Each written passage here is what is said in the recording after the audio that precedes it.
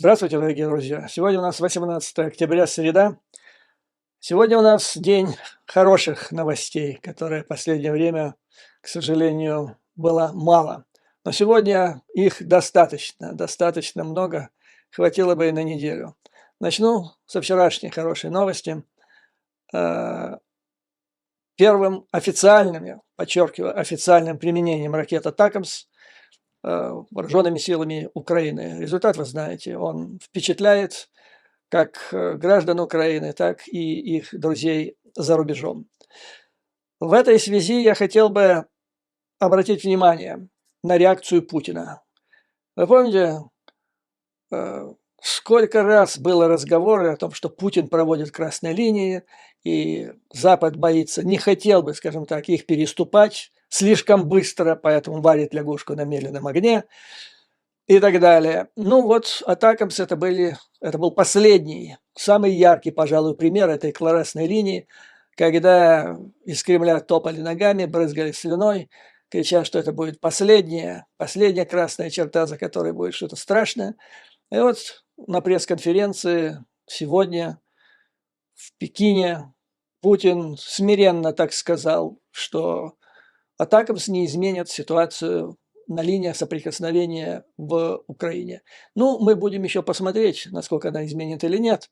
Но что уже изменило, так это риторику из Кремля по поводу «Атакамс». То есть слили очередной раз в воду. И это, последний раз, еще раз, убедительнейшим образом показывает Западу и прежде всего Белому дому в Соединенных Штатах о том, что надо наплевать на эти все красные линии и надо решительно двигаться вперед. То есть понимание об этом уже есть, но здесь возникла другая проблема. Я в следующем пункте ее вынесу. А пока вот в связи с «Атакамс» я хотел бы сделать одно короткое замечание, пройтись, так сказать, по хронологии.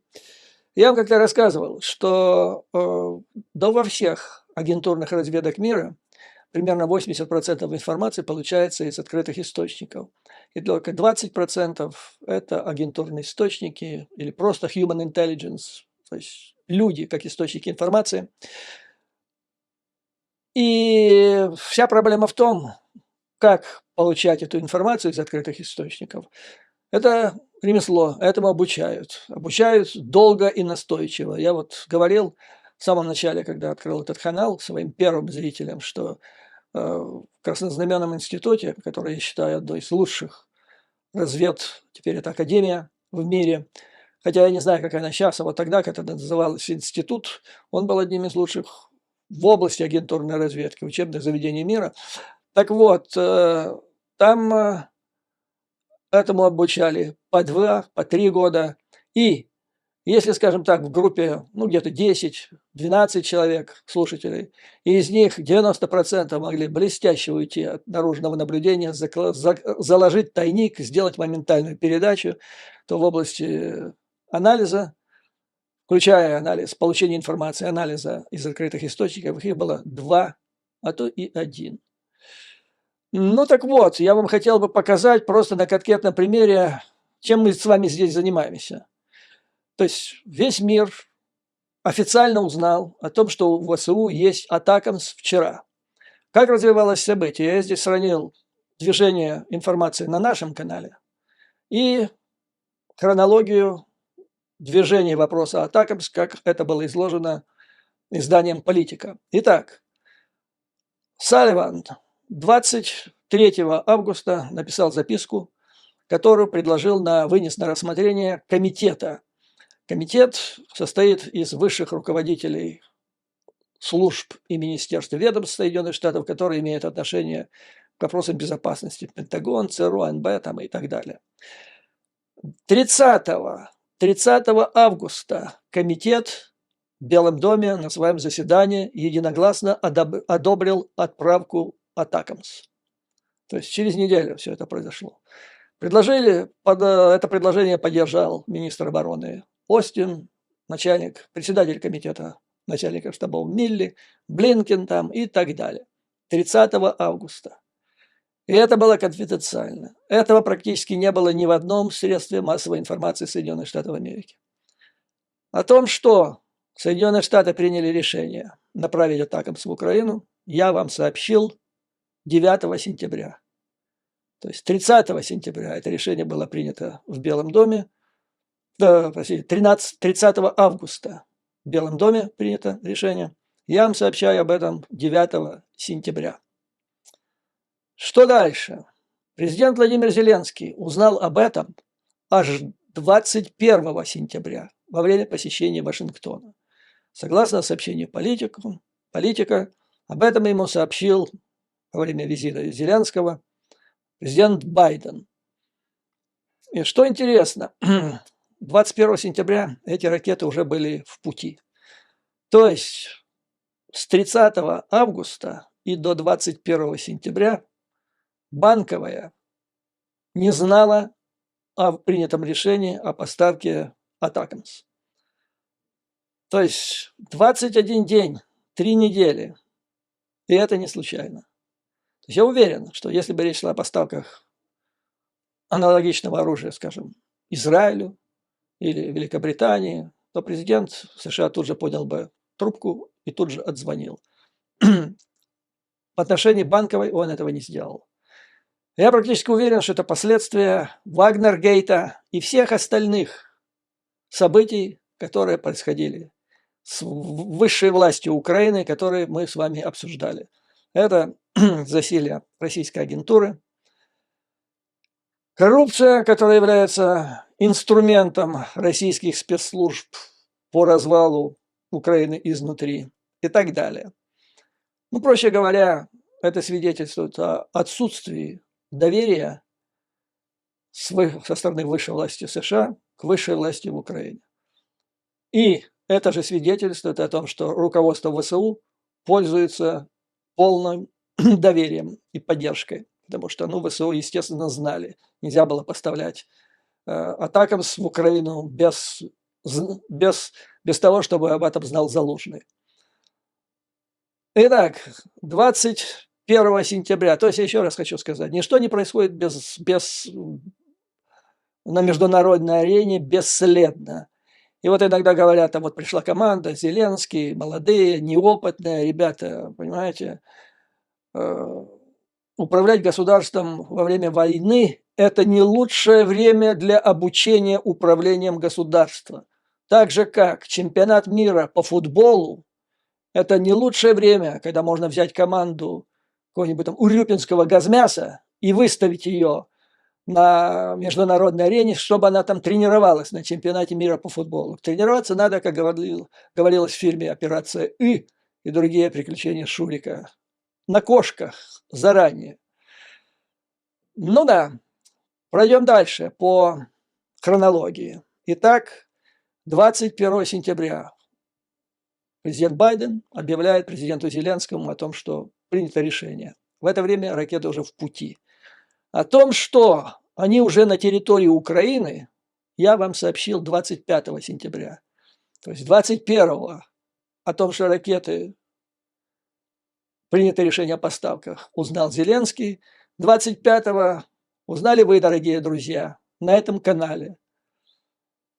Ну вот такая вот ситуация. Поэтому меня иногда там спрашивают, вернее, пишут мне, да что вы там газеты нам рассказываете, читаете.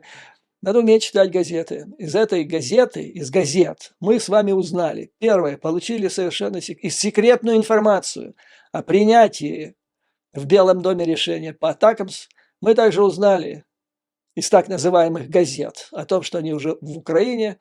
Я больше сказал, что где-то к 25 сентябрю уже в Москве знали о том, что Атакамс в Украине, и даже зафиксировали, наверное, это был тренировочный пуск или нет, но не знаю. Так что вот так вот, господа, читаем газеты дальше. Читаем газеты дальше.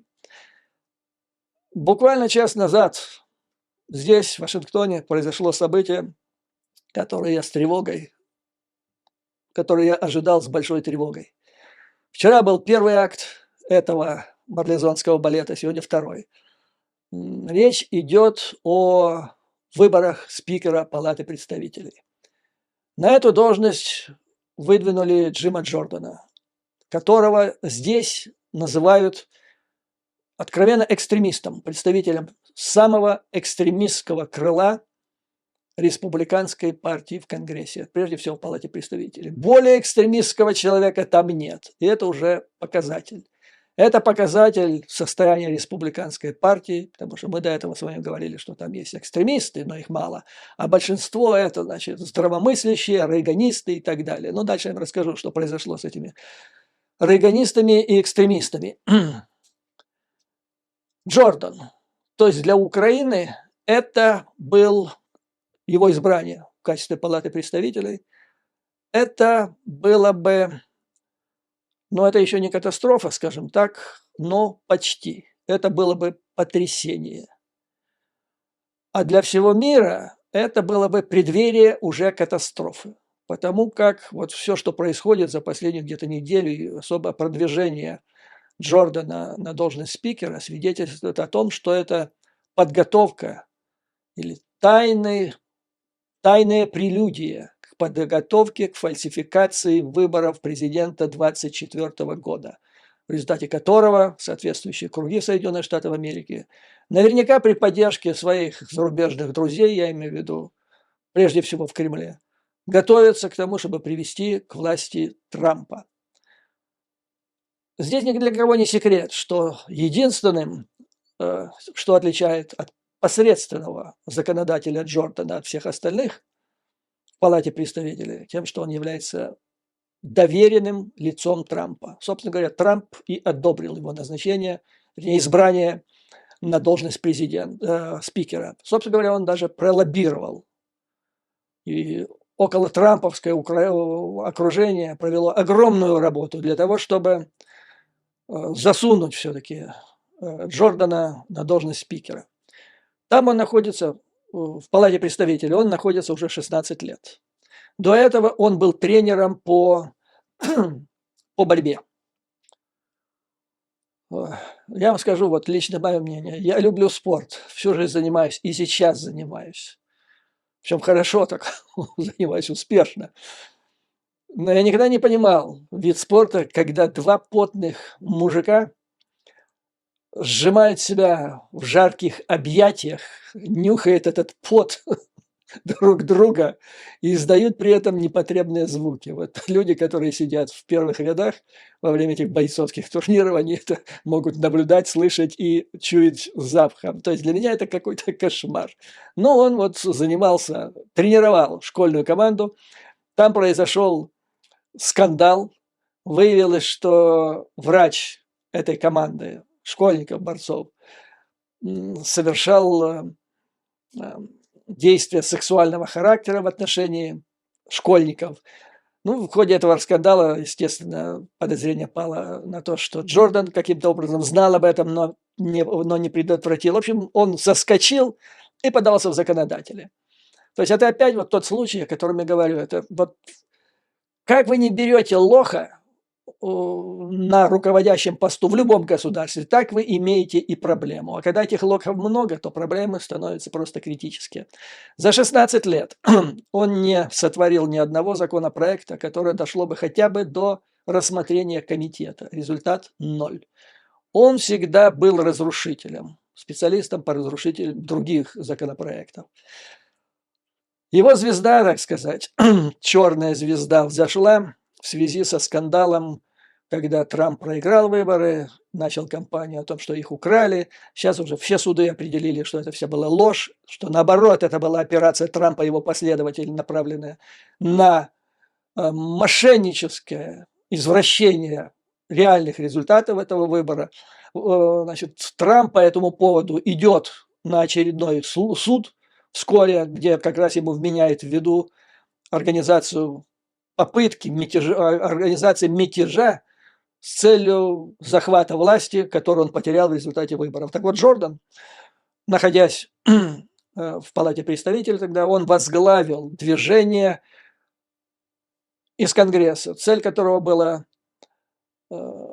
поддержать все эти, как теперь понятно, не просто измышления, а преступные действия Трампа по насильственному изменению результатов выборов.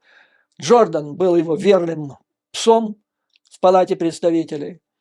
Когда его вызывали, рассматривалось это дело уже на на слушание в Конгрессе, он прикрылся иммунитетом, он отказался туда появляться, а потом, значит, сказал, что нет, я ничего не нарушал, я просто хотел, чтобы более тщательнее, как говорил Жванецкий, посчитали эти голоса. Короче говоря, сорвался с крючка. Теперь я очень важно скажу. Почему важно это? По нескольким параметрам. То, что он пролетел. И дай бог, чтобы дальше он как-то так не вернулся на горизонте, не появился вновь. Есть такое подозрение, оно обоснованное, о том, что его протаскивали сейчас на должность спикера накануне президентской кампании и президентских выборов следующего года. Чтобы, если опять Трампу не понравится в результате выборов, опять начать то, что было сделано в конце декабря, в начале января 2020 года, то есть опять поднять мятеж. И теперь, если бы Джордана избрали на должность спикера, это уже был бы не просто рядовой конгрессмен, это был бы лидер ветви власти. То есть Трамп имел бы в своем кармане практически пол законодательной власти США. А поскольку пол этой власти может парализовать всю власть, то фактически в заложниках оказалась бы вся законодательная власть Соединенных Штатов Америки. То есть, еще раз скажу, то есть речь идет не просто о том, что происходит сейчас в Израиле, Украине, хотя да, происходит, но речь идет о более страшных вещах. Вот почему я говорю, что вчера, то есть, вчера мир и американцы, они чуть-чуть отступили от края пропасти. Потому что, как говорят глубокие аналитики, мнения которых я уважаю, второго вот такого мятежа, который происходил в 2020 году под руководством Трампа, страна уже не выдержит. А не выдержит эта страна, это будет катастрофа для всего мира, на развалинах которых имеет большие шансы всплыть наверх. Вот это ось зла, которую мы знаем, кто туда входит. Теперь, это, так сказать, большое стратегическое значение того, что сегодня произошло, вернее, что не произошло, что могло бы произойти. С самыми трагическими последствиями не только для Украины, но и для Америки и для всего мира. Что касается Украины. Сегодня, накануне голосования, выступили сначала представители кандидатов на спикеры, а помимо Джордана, демократы выдвинули своего лидера демократического меньшинства Джеффрис. Так вот, представитель Джеффрис, то есть представитель демократов, обращал внимание, перед ним выступал республиканец, он говорит: господа, обратите внимание, когда представитель Джордана только что выступал и описывал его позицию по международным вопросам, он сказал, что он за помощь Израилю. Но обратите внимание, он ни слова не сказал о помощи Украине. Вот в чем опасность была бы избрания Джордана на должность спикера. Некоторые аналитики там считают, что вот за него столько-то проголосовало, 100 человек или 180 человек, а остальные, там же их больше 400, значит, остальные за Украину, ничего подобного. Полномочия спикера таковы, что он единолично решает вопрос вообще выносить вопрос на повестку дня, ставить его на голосование или нет. Вопрос о помощи Украине, если он не хочет его выносить, он не вынесет, и никто ему не заставит это делать. Вообще никто. Никто на него даже давления серьезного оказать не может. Он полный бог и царь. Таким образом, несмотря на то, что там было бы 2/3, условно говоря, за Украину, один Джордан мог бы угробить вообще, снять этот вопрос с повестки дня на все оставшееся время до окончания каденции. Теперь, что значит происходило за кулисами и куда делось, что произошло с так называемым здравомыслящим большинством республиканской партии или рейганистами, неорейганистами. Вот это крыло экстремистской республиканской партии, которая, правда, там не называлась МАГА, но говорили о экстремистских элементах, с которой сейчас находится под внимательным наблюдением ФБР. Об этом была статья в Newsweek. Значит, вот это крыло экстремистов начало экстремистскими методами, начиная, значит, после вчерашней неудачной попытки избрания Джордана, начало кампанию запугивания и выкручивания рук у тех республиканцев, которые не проголосовали за него. Вчера за него не проголосовало 20 человек. И вот что делалось. Значит, несколько членов семей, в основном жены, получали конгрессменов, которые проголосовали против, получали электронные сообщения. Вот одна из них обратилась в телеканал какой-то американский, я уже не помню какой точно, но сегодня это по всем новостям идет. Сказали, значит, скажи своему, типа дураку, что если завтра он неправильно проголосует, то он больше никогда не будет назначен ни на какую должность в этой стране. Он лузер, он полное разочарование. Кроме того, значит, была организована целая кампания вот этих звонков отмороженных сторонников МАГА, тем конгрессменам, членам их семей, которые проголосовали против. Некоторые конгрессмены получили, значит, личные звонки от Джима Джордана в этом же стиле. Борец, тренер по борьбе. Вот это его стиль работы. Короче говоря, началась кампания грубого выкручивания рук. И тут мне понравилось. То есть немножко тут где-то вот здравомыслящая Америка, интеллектуальная, скажу, но она как-то так вот вздрогнула от неожиданности вот этой информации, что таким образом, как в какой-то латиноамериканской или в африканской стране, такими методами ведется политическая борьба. Но тут выступил конгрессмен из Флориды, который рассказал, что ему позвонил сам Джордан, начал ему выкручивать руки, угрожать, и конгрессмен говорит, но он не учел, что я иммигрант, вернее, он потомок иммигранта с Кубы, я латино, я не позволю себе с собой так разговаривать. Если бы со мной еще нормально поговорили, я бы, может, принял это к сведению. Но теперь, после того, как мне начали угрожать, я до конца жизни своей буду голосовать против этого. Но второй также выступил. С другой стороны, значит, вот сейчас я вам расскажу, где люди проверяются. В Украину за несколько предыдущих месяцев приезжало несколько представителей, видных представителей республиканской партии, которые декларировали себя как в качестве больших друзей украинского народа. Один из них – сенатор Линдси Грэм. Ну, сенатор, он никакого отношения к этому не имеет, но это просто пример того, как он видный представитель республиканской партии. Это пример того, что происходит с так называемыми здравомыслящими. Вообще Линдси Грэм – это скользкое создание.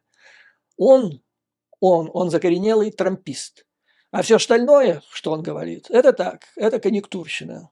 Цель – остаться, значит, на своем месте. Но когда приходит момент выбирать между двумя точками верность Трампу, который говорит, и его партии, его ядерному электорату, который говорит не цента Украине, и симпатиям к Украине, то он делает шпагат, но его внимание, он делает выбор в пользу Трампа и ядра трампистов. Так вот, значит, позавчера выступая по телевидению здесь, он сказал, я готов, если бы я голосовал, я бы за Джима Джордана проголосовал. Он very good man, очень хороший мужик, прям замечательный мужик. Но его никто не спросил, а как же как совместить то, что он хороший мужик, трампист, представители Трампа в Палате представителей, его выбор, и помощь Украине, которая отказывает. Как это все не задали этот вопрос. Но я на этот вопрос вам отвечу, хотя говорил уже. Не может быть человек, если только он не клинический идиот, у него раздвоение личности, не может он быть одновременно ярым трампистом, я не говорю приверженцем или сторонником республиканской партии, имею в виду ярым трампистом, и другом Украины. Эти вещи несовместимы, потому что трампизм, МАГА – это не центр Украины.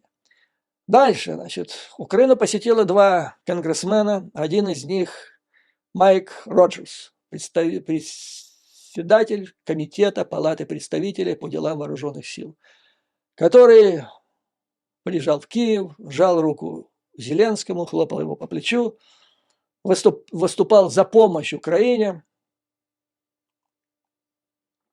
На него и на еще одного, на председателя комитета по иностранным делам, здравомыслящие люди оказывали, то есть возлагали большую надежду, что уж эти-то должны выступить против Джордана, который против Украины. И вот следует заявление в субботу, после первого голосования. Он сказал, что эти двое не сломятся. Следует заявление Роджерса, который говорит, что по некоторому размышлению он решил поддержать Джордана, потому что тот обещал ему, что он все сделает для продвижения законопроекта о оказании помощи Израилю и Украине. Буквально через полчаса следует разъяснение заявления пресс-секретаря Джордана, который говорит, что мой шеф ничего подобного не говорил. Он говорил, что он поддерживает общие приоритеты национальной стратегии безопасности Соединенных Штатов. Согласитесь, разные вещи. То есть слил воду господин Роджерс. Следующим за ним последовал Майк Маккол, председатель комитета по иностранным делам Палаты представителей. Я в нем говорил, это была моя линия обороны, потому что накануне он говорил ни за что, не за Джордана, потому что он против Украины, против помощи, я буду голосовать против. Это была моя вторая линия обороны, если вы помните, я говорил в предыдущем видео. И вот он делает, вслед за Роджерсом, через пару часов делает заявление, что у меня состоялся очень хороший разговор с Майком Джорданом. Я буду голосовать за него, потому что он мне обещал, что он не будет препятствовать голосованию по законопроекту о помощи Израилю в одном пакете, Украине, Тайваню, ну и там же, как кость республиканцам бросили стену на юге, стену между Соединенными Штатами и Мексикой. Вот и все. И все вздрогнули. Но и сегодня состоялось заседание, согласно которому больше всего голосов набрал представитель, там как шло голосование сразу, два основных кандидата, это Джим Джордан, республиканец, это Джеффрис, представитель, лидер демократического большинства, ну и остальные, за них можно было давать отдельные голоса. Голосование шло одновременно. На первом месте оказался представитель демократической партии. Партии меньшинства. Ему не хватило буквально каких-то 2-3 голосов для того, чтобы стать спикером. Всего-навсего. На втором месте оказался Джордан. И что здесь важно? Что важно? Он не просто проиграл, но за него сегодня подали меньше голосов, чем вчера. И вот это критически важно. Потому что, просчитали еще вчера, что если меньше голосов сегодня будет, чем вчера, значит, динамика у него отрицательная, значит, надо заканчивать с этим безобразием. А безобразие заключается в том, что уже 15 дней Палата представителей, да вообще весь законодательный орган, он в хаосе находится. Вот эти люди, которые кричали, рвались к власти, мы там восстановим Америку прежде всего, они повергли в хаос весь государственный аппарат страны. И это перед лицом тех событий, которые сейчас происходят. По этому поводу, издание The Hill написало: хаос в Палате представителей скрывает угрозу национальной безопасности со стороны Конгресса. И тут перечисляется, что они натворили, что происходит из-за них. Во-первых, война. Израиль в войне против Хамас. Там находится 5-й флот Соединенных Штатов. Если что, он может вступить в бой. Но до сих пор нету командующего, потому что сенатор Тубервиль блокирует назначение на высшие должности военные Соединенных Штатов, поскольку, значит, ему не нравится позиция там по абортам. И вот, да, он сейчас уже, правда, когда Израиль вступил в войну, деваться уже некуда, он сказал, ну окей, но он не совсем снял этот вопрос, говорит, но рассмотрение, утверждения пойдут согласно вот по порядку, как это было предусмотрено, а не в авральном порядке, как это надо в связи с ситуацией на Ближнем Востоке. То есть, когда там дойдет вопрос до командующего 5-го флота, одному Богу известно. Но дальше. Нету послов в Израиле, нет послов, скажу, Египет, Оман, Кувейт, ключевые государства сейчас нет послов, потому что два других сенатора, таких как Круз и Пол, они их блокируют. Там по другим вопросам. Они требуют, чтобы Белый дом какие-то документы по поводу источников коронавируса выдвинули. И вот пока не дадите нам документ, пока ничего вам не дадим. Ну, сенатор Хоули сказал, что надо срочно перенаправить все деньги, которые еще остались на помощь Украине, в Израиль. Причем этот человек закончил Гарвард. Он не дебил. Он понимает, что он делает. Он понимает, что он фактически срывает второй фронт борьбы, причем основной пока фронт борьбы против вот этих сил зла. И что получается? Значит, подводит итоги газета, издание, вернее, Трамп и его сторонники республиканцев привлекает их усилия, привлекает огромное внимание, внимание не только внутри страны, но и за рубежом, сигнализируя о неблагополучном состоянии ведущей демократической страны мира. В целом, значит, чтобы вам было кристально понятно о положении в республиканской партии, вот эти голосования вчера и сегодня, они показывают, что так называемые здравомыслящие, рейганисты, они фактически слили воду. Вот эти двое, которых я вам назвал, председатель одного комитета, другой, вот это пример. Они, да, рейганисты. И они слили, они сдались перед вот этим наглым, но шумным, активным меньшинством экстремистов. Почему? Потому что эти их предупреждали. Если вы, значит, не поддержите то, что мы хотим, наше меньшинство, наши хотелки, то мы вас провалим в следующем году на выборах. Мы выставим альтернативные кандидатуры, и там будет по 2 республиканца на месте, черт с ним. Пусть выиграет демократ, но вы проиграете. Ну и там были прямые угрозы. И вот слабонервные представители неорейганизма, так называемое большинство, здравомыслящие, слили воду.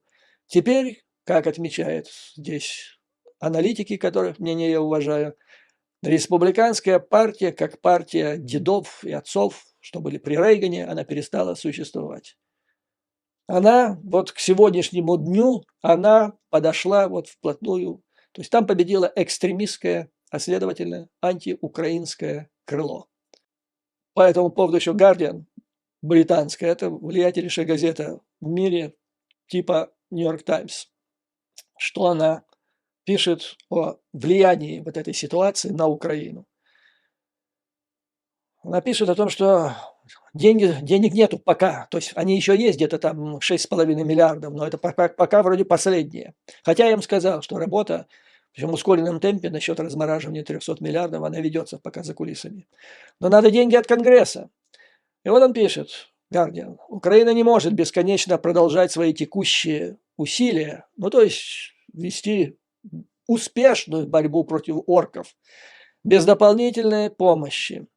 А длительная задержка может поставить под угрозу ее военные и гуманитарные потребности.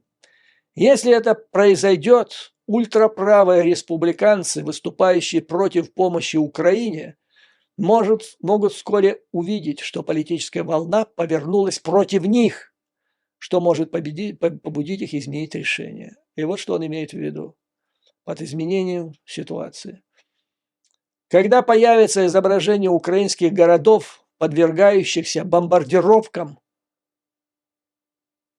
врага, реклама или новости о Украине в американских СМИ и прежде всего телевидении будет звучать так. Это сделали эти люди, республиканцы. и на их руках кровь. Вот тогда, да, тогда народ вздрогнет здесь, и даже вот последователи республиканской партии, от них сигнал пойдет к вот этим их представителям в Палате представителей, и, значит, ситуация изменится. Но она изменится, слушайтесь, в эту... Что должно произойти, чтобы эти дебилоиды изменили свою ситуацию, когда появится изображение украинских городов массовым масштабе подвергающихся бомбардировкам со стороны россиян. В этой связи демократы разработали план. Одна из телекомпаний, по-моему, NBC, получил этот план, согласно которому они планируют использовать то, что натворят, и продолжают творить республиканцы сейчас в Палате представителей, в качестве политического оружия против них на следующих выборах. Против них и против Трампа. То есть 221 человек показывают, что они не могут наладить работу в одной палате. И они подвержены влиянию их духовный отец, их гуру, всем известно кто. Ну как их можно допустить к власти, когда они не могут навести порядок в своем доме? А здесь называют хаос. Представители, хаос, это дом. Сегодня их называли, правые называли, народный дом. То есть в народном доме они не могут навести порядок, в виртуальном народном доме Палате представителей. Что же они сделают с Америкой и во всем мире, если, значит, их допустить ко власти? То есть они сейчас фактически копают себе яму, но никому от этого лучше не станет. Поэтому, значит, его проигрыш сегодня означает, мысли были такие у уважаемых аналитиков, если он сегодня получает меньше голосов в поддержку, чем вчера, значит, динамика отрицательная, надо сливать воду и действовать иначе. Действовать надо срочно. Если бы еще не Израиль, так еще бы бодались пару месяцев. Но Израиль, надо принимать срочное решение, поэтому одно из вариантов. Нынешний временный спикер Патрик МакHenry из Северной Каролины. Кстати, приличный человек. Ну, есть они там приличные, но почему уродов выставляют? Вот в чем вопрос, понимаете? Так вот, есть идея расширить его полномочия. Сейчас его полномочия заключаются только в том, временного спикера, чтобы обеспечить избрание постоянного спикера процессуально.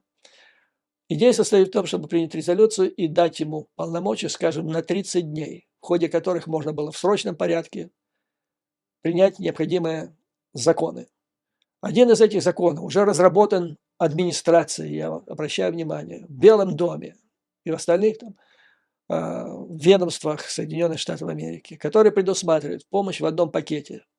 Пока называется цифра 100 миллиардов. Туда входит помощь Израилю, Украине, Тайваню и граница южная, стена. Как она будет распространяться? В каких пропорциях, куда?